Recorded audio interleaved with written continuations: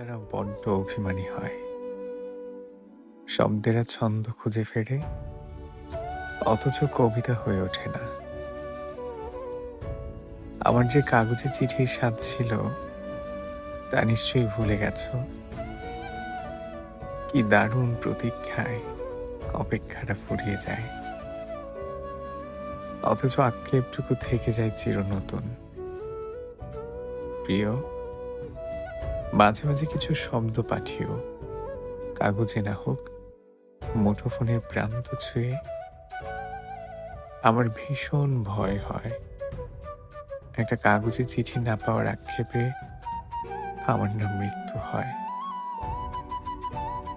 একটা কাগজে চিঠি না পাওয়ার আক্ষেপে আমার না মৃত্যু হয়।